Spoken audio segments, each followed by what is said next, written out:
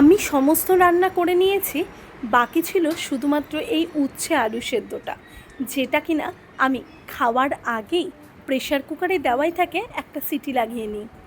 আজও তেমনি অন্যান্য দিনের মতন কিন্তু এই উচ্ছে আলু সেদ্ধটাকে প্রেশার কুকার থেকে বের করে নিয়ে একটু লবণ আর কাঁচা সর্ষের তেল দিয়ে ভালো করে মেখে নিলাম।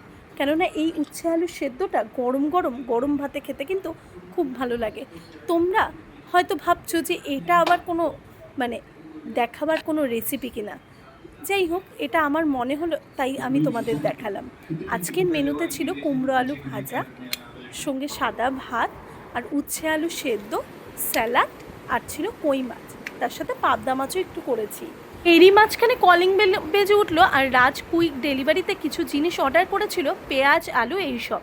তো ওগুলো ডেলিভারি দিতে চলে এসেছে। ও আবার খাওয়ার মাঝখান থেকে উঠে গিয়ে সেগুলো আবার নিল, আর আমিও খেতে বসে গেলাম।